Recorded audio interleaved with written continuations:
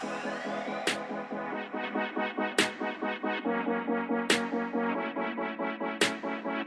right, welcome back to the X Podcast. We're back at the round table. We got the round table. It's been a minute. The intimate table. The intimate table. You are really close today. We're really close. You smell good. Oh, thank you. You too. Thank you. We're at the small intimate table. What are you feeling right now?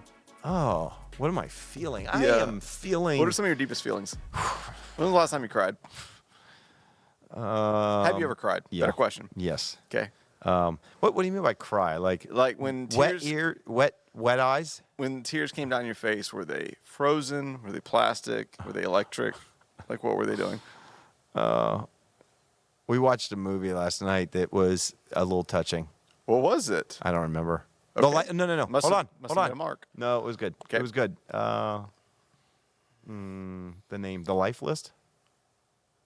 Think about bucket list. Nope. The Life Okay. List. It's the opposite. Oh, okay. It was kind of a clever idea. Huh. But so it was just one that we came across on Netflix and watched it, and it was actually really good. It was about this girl whose mom passed away, and she had a list, and her mom basically kind of forced her to do this life list. It was stuff she wrote down that she wanted to do when she was a kid. Yeah. But what was different versus, I think, the bucket list idea is, right, those are all things you want to do before you die. Yep. This was kind of a different angle. It was like, here's all the things that you need to do right now. Because Yep. you only have one life. It's my dad's favorite movie. What is? The Bucket List. Is it really? Yeah. Yeah. So it's kind of like, imagine that, but a young person. Yeah. And being kind of propelled by life to go, here, you always said you were going to play this, learn to play the song on the piano. So she had to do all these things. Fascinating story. I don't want to ruin it too much if people want to watch it, but like her mom It's kind an of. old movie? New No. movie? I think it's new. Like Okay. new on Netflix. Gotcha. But her mom kind of like, quote unquote, kind of forces her if she's going to get her inheritance to kind Interesting. of like do all the things on this. And that ends up like being life changing for her. Yeah. Like it forces her to do things that she wouldn't have done otherwise. And that's kind of a cool idea to think of a life list instead of a bucket list. Huh. Bucket list is what you hope to do before you kick the can. Life Okay. list is more of like, no, these are the things that I want to do, and it's kind of more of the other end. Do it now. So Bucket anyways, list is so all it's the kind of it was important, kind of a- non-urgent. Yes. This would be also important, not urgent. Okay. But Yeah. don't let your life pass you by, or Yeah. don't wait until you're in a situation where you have to do all those things, Right. and then you've missed out on life doing. That'll preach. Yeah, something like that. So, anyways, that. yeah. So it was kind of emotional. And you cried? Yeah, I got my Wait, eyes. really? My eyes watered a little. Hold on a second. I mean, it wasn't like tears running down my face or anything, but it was, it was a. Lorelei, did you document this? Does she listen? This happens. This is not that. This is like a graduation moment. No, it is This not. like a birthday. This or an happens more than anniversary, you. Yeah. Okay. Yeah. I may not have sat there and bawled my eyes out. Have you ever looked out a window and wept? Yeah. Not very often. Okay. Yeah. Is that something you do regularly? No. Okay, then. Okay. So I'm feeling good. You're feeling good. Okay. Yeah, I got all that out yesterday. How about you? How are you feeling? I'm feeling all right. Okay. Yeah. Yeah. Yeah. Just I'm glad to be back at the round table with you and And to be back. and to be back. Yeah, because you have not even been in the country. In fact, I thought there was a very good chance that Elon was going to shut down the border so you couldn't get back in. That could have happened. I mean, where do we even start with politics right now? Yeah. So anyways. In fact, you may be in danger. You and your transportation. It's always Do we want to talk possible. about that? No, it's Okay. dangerous, you know? Okay. You don't want to draw attention because then that could happen. Okay. Car gets set on fire. You bought a Volkswagen. Yeah. Oh, I did not know. Okay, you alluded to it. I just got back from France. I didn't know that Volkswagen was an invention of the Nazis. Did you know that? I think I've heard that before. Or It some was weird literally, thing. while I was over there, they literally said, if you know anything, if you study any of the history of Volkswagen or Porsche, you would never buy either one of those cars. If you understood the That's history. not true. Okay. That's not true. I'd still buy a Porsche. It wouldn't affect you. I'm with you with the Volkswagen. Okay, we'll say that has Nazi background, but not the Okay. Porsche. The Porsche has been redeemed. Huh, okay. The Yeah. Porsche, kind of like Yeah. Adidas, because Adidas. Adidas, same thing. I mean, there's probably tons of brands that are like that. That doesn't mean that they hold those ideals today. I think it's Yeah. kind of ridiculous to hold, current brands that have, we're talking that was what? Now we're at 80 years ago? Mm-hmm. Like, this, these are not, Yeah. I mean, some companies may still have some of that's part of them. You know, another one, I didn't realize how horrible Chanel was. Like the actual person of Chanel until I was over there. Oh, really? It's really interesting. Actually, Over where? Did you say? Well, in Paris. So, and actually, I didn't realize this makes sense now. Louis Vuitton is literally from Paris.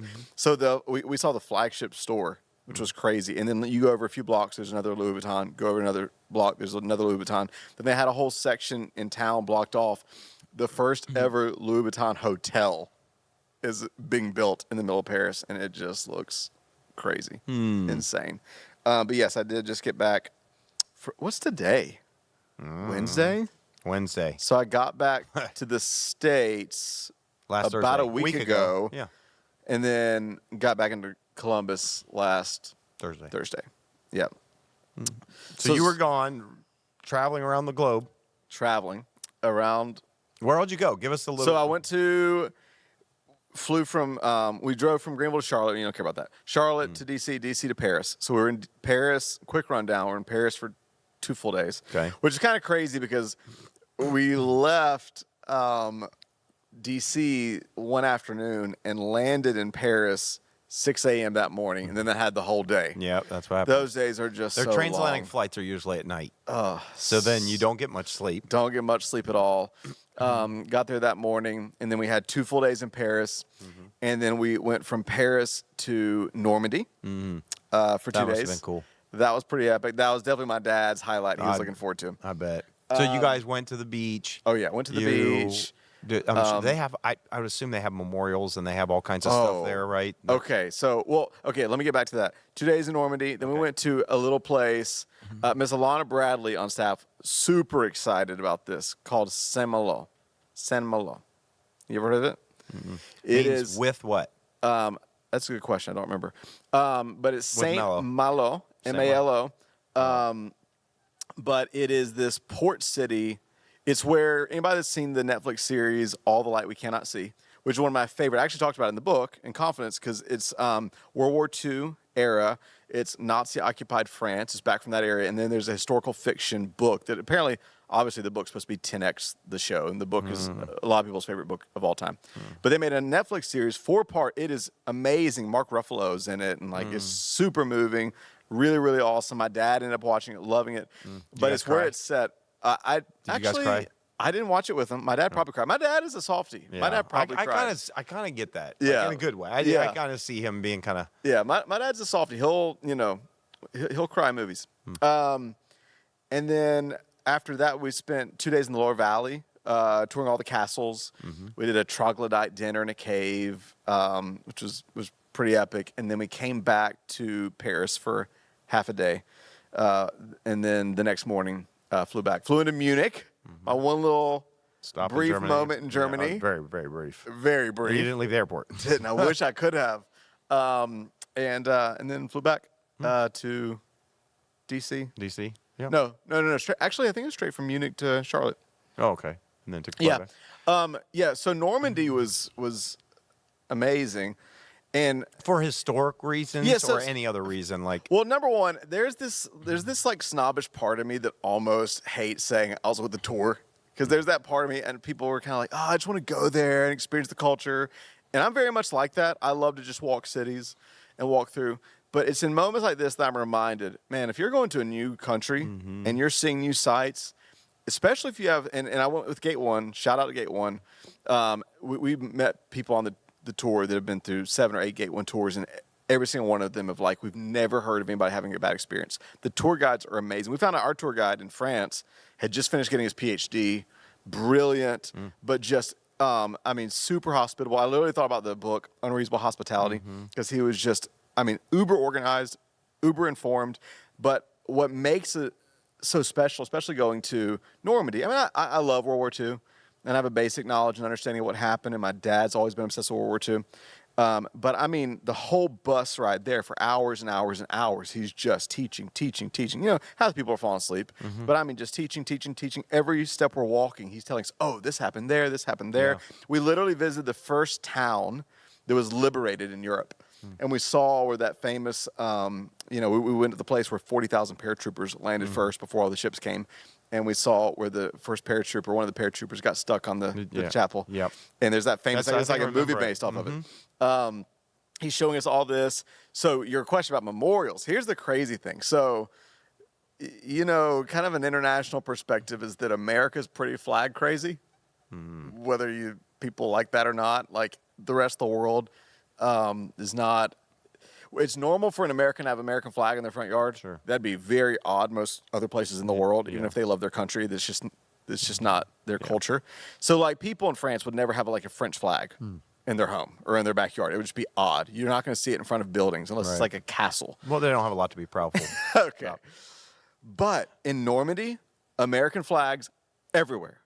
In Normandy, people American flags. Wow. And people in Normandy, our tour guide was telling us, while they would still never have a French flag in their home, they have American flags in their home. Really? There are monuments going everywhere. I probably saw 50 statues of Dwight Eisenhower, like everywhere. And not only that, there's not just like one or two museums. He told us, he said, you could spend the next 3 weeks going to all the museums in Normandy and still not see half of them. There are not just dozens, but hundreds of museums. Every little corner you go. And part of it is people are like farmers, because Normandy is it's like a farm town, which I didn't realize how much France overall was rural. Like France is one of the largest countries in Europe, but did you know it's actually the least densely populated country in Europe? And which is really weird. Like one of the things they talk about that's a problem in France is it's top heavy. You have Paris, that's about it. I mean, you have Marseille, you have a few of these other places, but really there's nothing like Paris, not anything comparable. So it's, you go to Italy, you have Venice, you have Rome, you have Florence, you have all these and I never thought about it like that. France really just has Paris. And so it's very top heavy. You have this very rural, sparsely populated country that's a major world power with one major city controlling it. It's really interesting. So you take the one city out. You take the one city out. And they're done. And even Paris, like people overestimate its size. Yeah. Berlin is 10x. No, Berlin is 8x the size of Paris. Tokyo's 10x the size of Paris. Yeah. But anyways, Normandy was beautiful. It looked like Mars. We walked out to Omaha Beach, and he said it's going to look like Mars. There's craters. Really? Of where the bombs fell. All over. It's the most spooky thing ever. And they keep them. They keep them. Really? Yeah. And then we went into the bunkers with the Nazis. Oh, yeah. But what's happening is farmers will continue to dig up like souvenirs and things, and then they'll just open up their own makeshift museums. So there's literally hundreds of museums all over Normandy. And Normandy's famous for Camembert cheese, which is like very, very, hugely exported from France. It's very much like a brie. And Normandy's famous for what's called Calvados. It's a liqueur, really high ABV liqueur that's based off apples. And so our tour guide, while nobody was looking, he said, go on down. We went to Omaha Beach, the famous beach. And then he went and bought like bottles of Calvados and packages of Camembert cheese and said, how would you guys like to have a moment of silence for the soldiers and do a toast? And literally brought out cheese and Calvados and did a moment of silence. And then secular version of communion. Secular version of communion. And then my one little touristy thing I was going to show you is I brought back some sand. Oh, from the beach? From D-Day. They have different sand, like you can just buy these, I assume, at shops, or did you? You can buy the glass bottles. And then you fill it yourself? And then you fill it yourself. So that's from Omaha Beach. Cool. That's cool. Yeah. That's my one little thing I joined my dad in because he loves history this stuff. buff. He's a history buff. But Normandy was amazing. Things that surprised me about France in these episodes, there may be people already. It's like I would rather jab my eyeballs with drinking straws than hear about France. But I was blown away by Paris. You and me were at a dinner in LA a few weeks ago where someone even very well traveled international was like, gotta warn you, they hate Americans. I had not a single negative interaction the entire time I was in France. They were just the most wonderful people. And of course, when you go to Normandy, you're a freaking hero if you're an American. They literally just celebrate Americans because of our part in World War II. But Paris, have you ever been to Paris? Oh, yeah. Yeah. So Paris surprised me in some ways. Number one, I thought I'd like it, and I did love it. But whereas it's called the City of Love and the City of Light and all that, which I get all that, I actually thought even more than it being a City of Love, City of Light, is a city of history. Like, I walked away, and I knew it was an ancient city. I didn't realize it was 2,300 years old ancient. But I think I thought it'd be a lot more touristy than it was because it's freaking Paris. And yes, there's souvenir shops, but just like so many other places in Europe, it's just gloriously old. It's timeless. Everything's kept timeless. In France, there's laws about skyscrapers. In Paris, there's almost like no skyscrapers. Yeah. Even throughout all of France, I there's don't think they law. want anything taller than the Eiffel Tower. They don't, which I thought was hilarious. Learning about all the classical artists that were against the Eiffel Tower. Was it Oscar Wilde and Pablo Picasso? Like all of them were signed petitions so that this monstrosity would not desecrate their This big metal city. structure. It would just. Yeah, and now it's like it's the icon It of is the icon, Paris. yeah. But I was just blown away. I mean, we, again, going on the tour and just seeing every corner. It's like, Yeah. that's where Picasso did this. This is where Monet lived for a while. That's This probably is where, one of the benefits of actually doing a tour. yes. Like, because you can go through the city and just you can see sights Yeah. and you do that, but you won't probably know some of the more historical things that happened in those cities. And so probably having someone point that stuff out makes it. Yeah, almost- and even having a local take you, not just to the quote-unquote touristy spots, but around. I mean, that's the thing about Paris, is I walked away thinking, okay, Paris is romantic, but I was more taken back by its subtlety and by the elegance and the timeless charm of it than I was. Yeah, there's extravagant stuff like the Eiffel Tower, the Arc de Triomphe, and all that kind of stuff, the Louvre, and but more, it was just, to me, it was just the subtlety of Paris that I was blown away by. The food, some of the best food I've ever had in my life. But I mean, we went on little tours of where they said, hey, this is where, Picasso grew up. This is where Monet lived. This is where Napoleon did this. This is where this is where the revolution, this is where King Louis. I mean, just every inch of Paris is just steeped in history. And I just blown away. Best food, me and my dad, that morning we're jet lagged. We go to a little cafe, have an omelet. That's the best omelet I've ever had in my entire life. Blew me away. I'm not a big fries person, unless it's like, truffle fries and aioli. There, they don't even bring out condiments because you don't need it. I mean, it's the best fries I've ever had. I had fries with every meal. So good. they use like high quality oil over there. I didn't even. That was a big thing they used to use. It was just high quality oils back when. Yeah. Whenever place around here is using vegetable oil, they Yeah. were using peanut oil. I Yeah. don't even know what they. I have but no it idea. I tasted literally was good. like, why is this so good? And that was the thing about Well, France. it is a French fry. This was hilarious. What was it, 5 or 10 years ago? There's the whole political thing where we were mad at France and we're like, we're going to call them freedom fries. And we're going to show France. Our tour guy was like, yeah, that kind of fell on deaf ears because nobody here even ever knew y'all called them French fries. So they didn't get it. And I was like, that's funny. Everybody here like, yeah, we're going to show France. Yeah, we're going like- freedom fries. France like, yeah, we don't even know what you're talking about. We don't even call them, we just call them fries. But there's just, I was blown away by the food. Yeah. Blown away by the people. No negative interactions. Tour guide, everybody I met was just beautiful. Oh, sounds like a fun trip. It was so fun. What is something that you would say that I don't know? What do you walk away with? A trip like that, right? It's an incredible trip to see another part of the world. You enjoy all of those aspects, but is there like, I don't know, a takeaway? Is there something that you kind of walked away really unexpected that you learned that kind of stuck with you? I'll give you a few kind of trivial things first.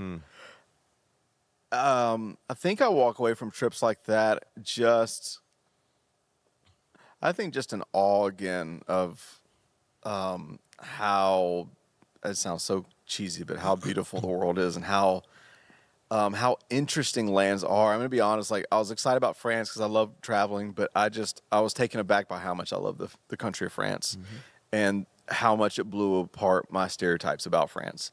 And just how much, I mean, just like little things like, one of I have an obsession with words and I love like looking at the etymology of words and even just like the history, like all of these like fascinating anecdotes, but even learning how the aristocracy went from French to English and how through Old French to British English, their words came down to us in terms of food. Like for instance, I'm sure like we now use the British English words for food that is alive or animals that are alive, and we use the French word for when they're on a plate. So a cow, British Yeah. English. Bœuf, which is beef, when it's on a plate. Yeah. Chicken, poultry, just stuff like that I thought was so interesting. France is known for their wines. I didn't even know, like when people order wine, in America, they order it off the grape varietal. So they'll order like a Pinot or a Cabernet. Right. I didn't know that's that's the variety of grape. Grape. They don't do that in France. Everything because everything there is a blend. So when they're teaching you about wine over there, it's all about a blend, a red or a white, a year, a grape. Like just fascinating. I was telling you, this is the little stuff I find interesting. The Seine, the famous river that goes through Paris, La Seine. I think it was the 1700s. On the right side of it, in the north, was the rich, the royalty. On the left side was more the peasantry. And so through that, these different political camps rose up. And that is where we get the whole term of right-wing politics, left-wing politics. I felt like every other place I set my foot, it was like, oh, that's where we get that. Yeah. Oh, that's where we get Well, this. there's a massive European influence in America. Yeah, absolutely. So to speak. I mean, if you think about where we came from. So yeah, I just I wrote a few things down because I'm a nerd. Anytime I travel, like I'll start a note. Yeah. And I'll put a few things down. I didn't know this. The Revolution in America, which sounds obvious, the Revolution in America is what started the Revolution in France a few years later. It's what inspired it. France, I didn't know that we used to have a Republic of Texas. Did you know that? Yeah, but, but France was the first to acknowledge it. And by the way, that's the size of France. It's Texas. Texas? Yeah, that seems about right. That is crazy, isn't it? Isn't that crazy? How small. All the European countries, when you look at them, yeah, size-wise, they're about the size of a single state. Yeah.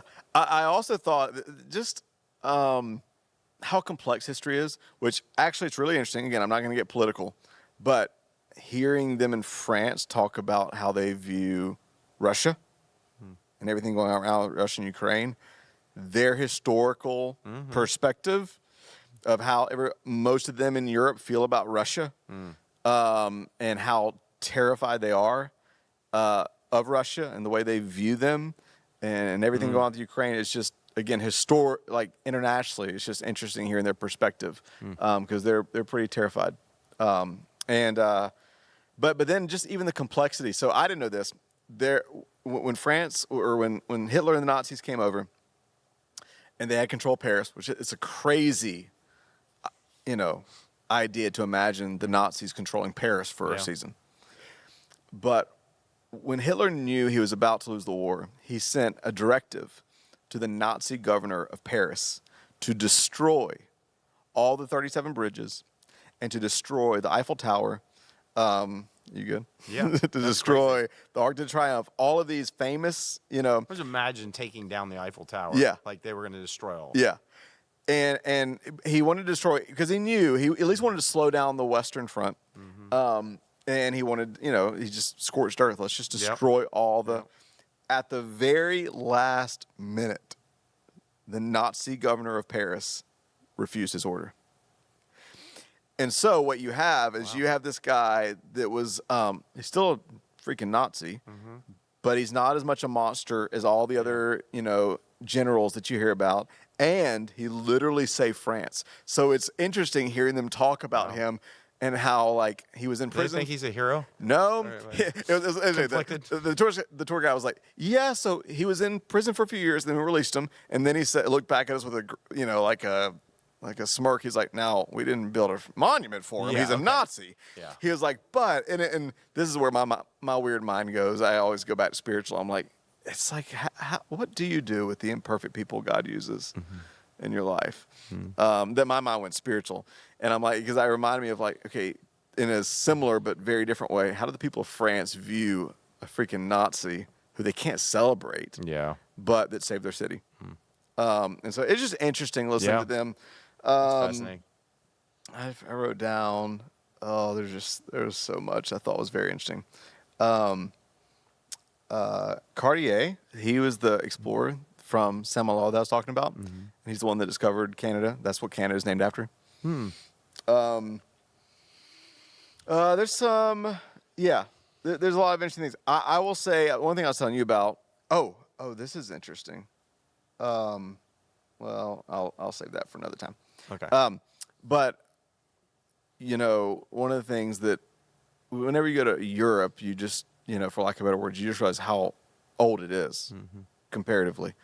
Most of the, they were teaching us how you can tell the difference where, Gothic architecture turns into Byzantine architecture, turns into Romanesque architecture, and you're like, oh yeah, that one's only like he would take us to places, and he's like, oh yeah, that one's a new building, and then he would stop, and be like, okay, for us new, that means it's only 300 years old, Yeah.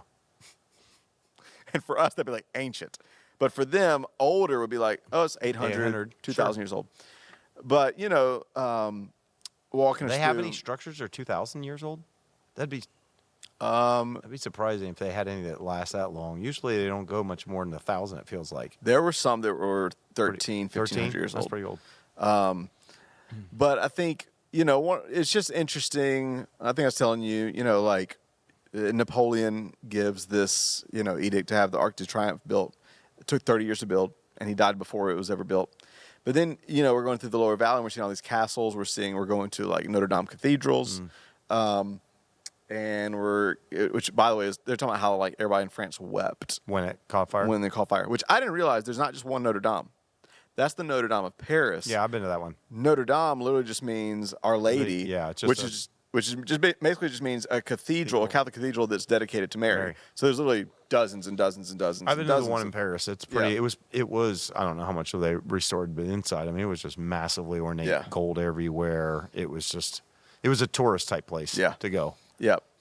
But you went to the castles. I went to the In castles. there, you got to.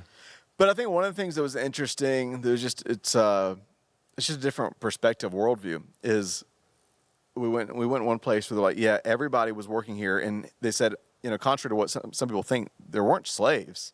Like everybody in the community used their gifts to build these monasteries, build these cathedrals, build these, and all of these people that were so proudly and so dedicatedly, and this was interesting too. He's like, yeah, there was more pride back then. Things were built by hand, so they lasted hundreds and hundreds and hundreds and hundreds of years. Whereas now, even with all our modern technology, things last, a building decays after about 30.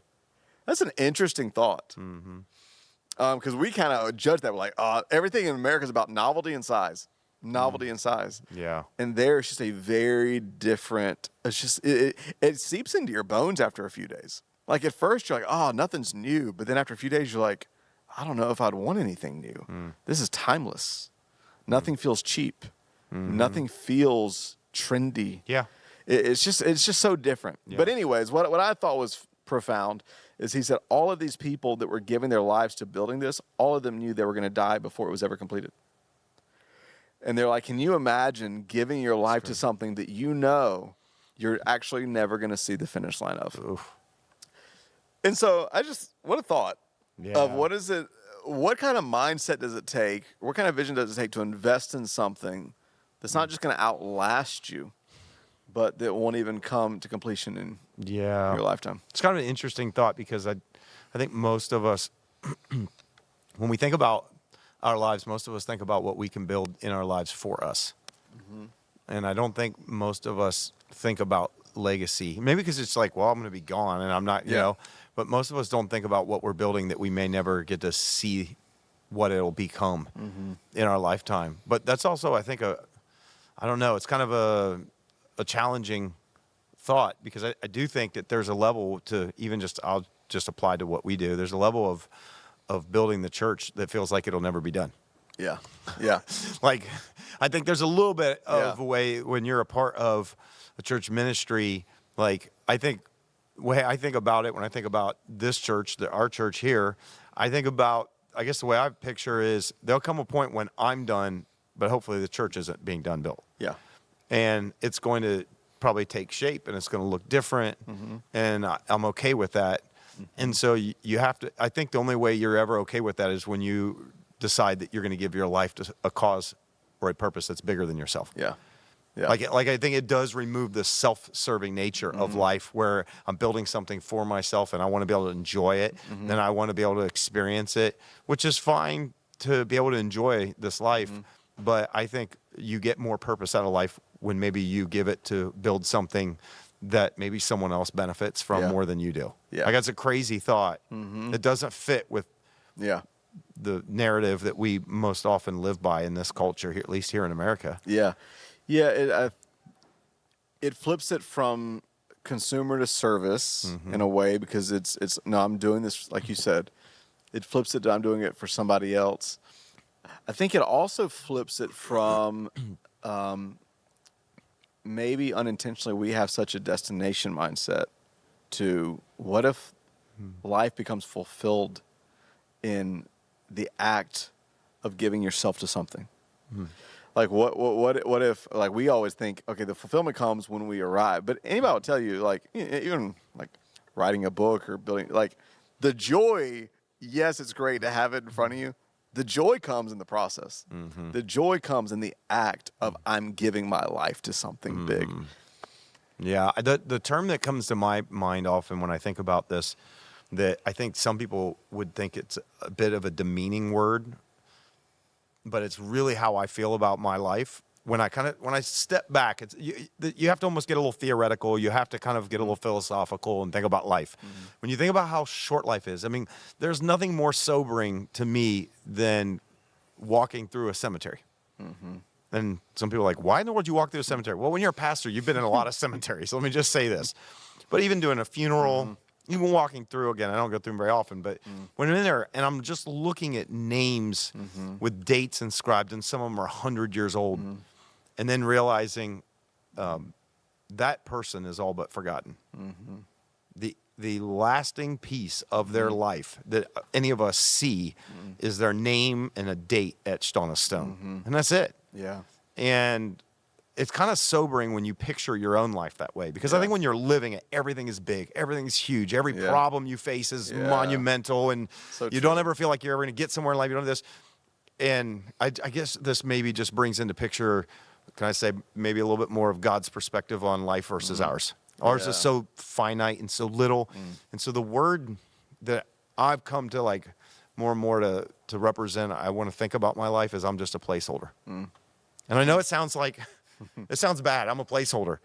But I do realize that when it comes to life, that I'm a placeholder, that God's intention for me was to be born in the 20th century, to die in the 21st century, more than likely. I don't think I'll live beyond that.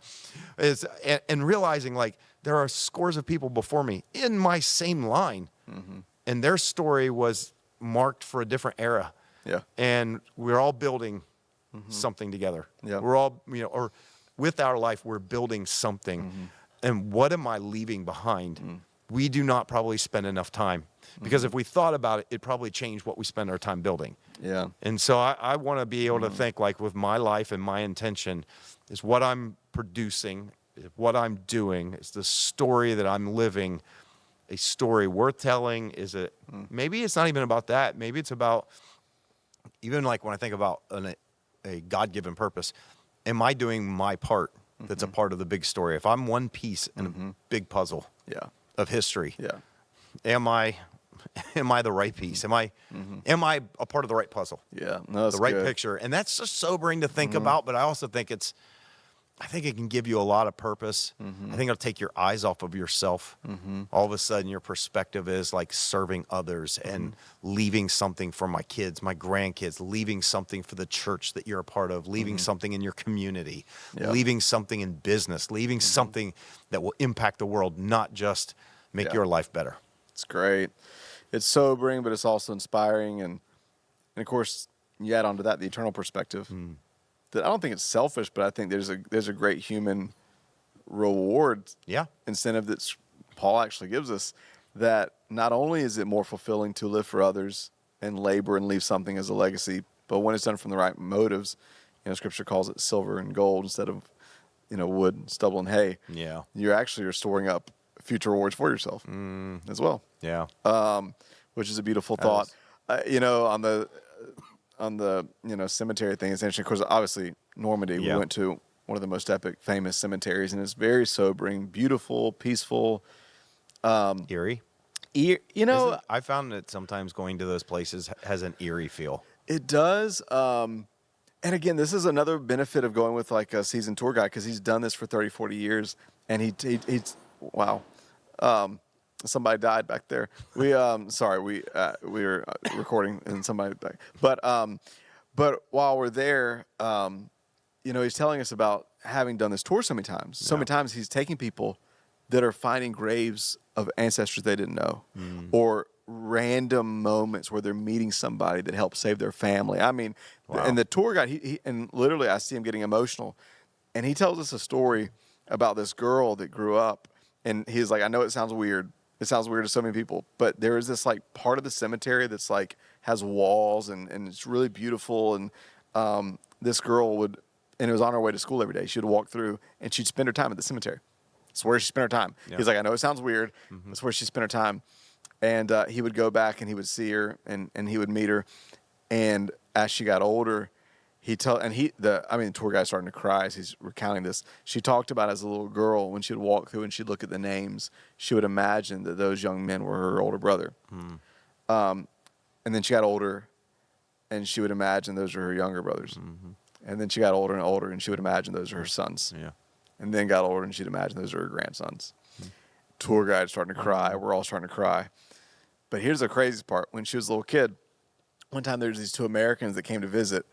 And they're like, saw her, and they're like, what are you doing here in the cemetery? And she was like, this is where I like to spend my time. You want me to give you a tour? And they're like, sure. So this little girl gives these two Americans a tour and, whatever. And finally, one of the Americans was like, can we take our picture with you? And she's like, okay. So he took the picture. And he's like, give me your address. I'll send you, the Polaroid in the mail. And so sure enough, she got a letter in the mail 2 weeks later with the Polaroid. And the letter said, thank you so much for giving us the tour, President Ike.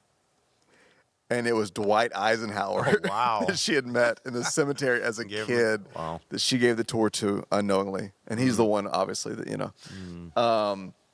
But anyways, yeah, being in an ancient, timeless place, hearing those stories, but then more so even like you said, just taking the 30,000-foot view of your life and mortality, I think it's good for us from time to time. Yeah, I do It gives too. a perspective. And I think it's a great reminder for all of us. Like, what is the intention of your life? And I think whenever you make your intention about what you build for others or what you leave behind or what you do, I think at the end of the day, what you're saying too about reward is you don't lose out. You don't lose anything. I mean, I think about what Jesus told his disciples. He says, for those who give up everything, family, everything for me, he says, you'll receive more in this life and in the one to come. Yeah. And I think it's just a beautiful reminder that life is not just about me getting something or building something for myself, because time is just going so fast. I'm just getting older, and someday, like, I'm just going to be a distant memory. Yep. And it's like my grandkids are going to be my age, and they're not going to remember, you know what I mean? And I want to know what my deposit was in history. And it makes you want to live from love. When you realize, I think that when you walk through a cemetery and you realize how much older you're getting, the people around you are getting older, it makes you want, it just softens you. I told you, my maybe one last little story is we're going through this famous little, I don't know if you call it a museum, but low lighting, famous, the tapestries of Bayeux. These really famous tapestries that are just thousands of years old. And there was kind of conflicting instructions when we were going in. They're like, you can't take pictures. And they're like, well, you can, but not with flash, with your phone. Anyway, so, my dad, he lives for this stuff. He's like taking pictures. Well, there's this guy on the trip, been to 105 countries. He's like an art dealer, real fancy, sophisticated. I can see he's getting frustrated with my dad. He's like rolling his eyes. And I have like the earpiece in for one of the guided tour. But I see it, and I hear him say, rude. So, I'm very kind, but I've been told I have a little bit of a confrontational side to me, so I took my earpiece off, and I said, hey, he's not being rude. They said out there that you can take pictures, so that's nothing intentional on him. I just want to make sure you understand that. And he said, he immediately, no, I was just concerned that he just didn't want to get in trouble because, they actually said they didn't want him to. So I told my dad, I was like, hey, I don't think you're supposed to, take pictures. And, my dad didn't listen. It's on his bucket list. He's taking pictures. The guy continues to roll his eyes and sigh. So, I'm still a little bit jet lagged. It's my dad. So I just have a thought. I'm going to go up to the guy and very kindly say, hey, you're not concerned. You're annoyed. And if you keep sassily shaking your head, I'm going to give you a reason to shake your head. That was my not what Jesus would do thought that I'd planned on. And I'm just being honest. That was just my flesh in that moment. Thank God there is a Holy Spirit in me, and I didn't end up doing that. A few days later, we're at this meal like inside the cave, and one of the girls had found out, like, because my dad, we've made a commitment. He's not allowed to tell people what I do for a living. Yeah. Let me just befriend people, and if they find out, but my dad does like to tell people I have a few books out. So, there's a few people on the trip that found out and like ordering it, and somehow on the bus ride on the way to the cave, I mentioned, I was like, hey, China got brought up. I was like, we were talking about China, and I said, hey, I actually have a really pretty crazy supernatural story about China at some point if you want to hear it over dinner. And I told this to one of the people. So then we're at the troglodyte dinner, and the guy that almost chewed out sitting by my dad starts making conversation with my dad, talking about travel, connecting, and then one of the girls across the table, was like, hey, we're all listening. Tell us your spiritual story. And the guy that almost chewed out leans over, engaged, and I get to tell my story of faith, talk about why I believe, talk about growing up, my encounters with God, and then tell the whole China story, and just captive audience, one of those cool moments. Yeah. And then later that night, the guy friends me on social media and then sends me a message. Hey, I had no idea you had books out. I just bought them. So excited to hear it. And I just had that having thought. a filter, an inner filter can actually help you in life. It can help you in life, and it's just a reminder. Just kindness is always the right choice, and you just never want to, in a moment, let your emotions cut you off from what could be a bridge for you to have influence in somebody's life. Yeah, well, that's and cool. It was pretty cool. So great story. Thank you for those of you that allow me to indulge whenever I come back from these trips. But I find it fascinating. I don't know if anybody else does, but I just think the world is so fascinating. Yeah. And every time I get to go travel to a new place, I just feel like I'm learning so much. Yeah. And there's still so much to learn. I love it. So well, we're glad to have you back, but I'm glad you got to go to France. That's great. Beautiful time. Yeah. Love it. What was your favorite part of France when you went? Well, we went to different areas, but probably Strasbourg. Why? It's the more quintessential French city. Probably more reflective of France than Paris. Yeah, for sure. Paris is such an anomaly, like you said. It's the one major city, so it was just a beautiful French city. It's the Seine goes through it. I think it is. Yeah, you can take rides and stuff through it, but it's smaller and it's a little more quaint. Yeah. So, but that was only like an hour and a half from where we used to live, so we used to go there somewhat often. And the food and the people. So I probably appreciated that, and I enjoy that in the history probably more than I did Paris itself. Yeah. And the Louvre. Did you go to Marseille? No. Never been there. But yeah, so I don't know. I need to go back to Paris. I was younger, and I probably didn't. Yeah, 1938. Okay. During World War II. Okay, wow. And probably didn't appreciate some of the stuff that I probably would today. Yeah. We didn't do any tours in history. We just basically did the sightseeing. And the Louvre is, when you're 17 years old, whatever it was, 16, walking through the Louvre, it's hallway after hallway of massive painting after massive painting. And like 3 hallways in, it was like, can we just see the Mona Lisa and go? Yeah. It's just more art than you could ever imagine. Oh, you need days and days and days and days. And it is people don't realize. No, it's huge. And that was actually underground maze. Underground maze. I mean, you have it's like a city of castles that's all a museum. Yeah. That was actually our one disappointing moment. As beautiful as the Louvre was, we waited out, and you literally have to get a ticket to be let in at a certain time. And even with that, we were in line for an hour outside. And then when we got in, I don't know if it's because it was just the weather was great or what it was, but it was even busier than usual. It was it was mass humanity. We could barely move. It was bottlenecked, and we never got to see one thing. Literally after an hour of like bottleneck and trying to we literally ended up leaving. It was our one kind of disappointment of, for me, I was like, you know what? I got to go to the Louvre. Yeah. And I don't, honestly, unless you're a massive art fan, I don't think it's that exciting. Yeah. I'm like, no. Yeah. We just we were literally like, can we just see the Mona Lisa and then go? Yeah. you know, Which is I don't even know if surprisingly you can- small. Very small. Really small. But Behind glass, behind whatever. they're getting ready to move it to like its own, Yeah. Yeah. But anyways, France is cool. Go have some fries. And I don't know what to take away from it, but hey, think about eternity and build old buildings. Until next time, we will see you next week. Hey guys, it's Russ. Thanks so much for listening. We really believe if we can get around tables instead of behind screens, if we can talk to each other instead of at each other, we can make the world better.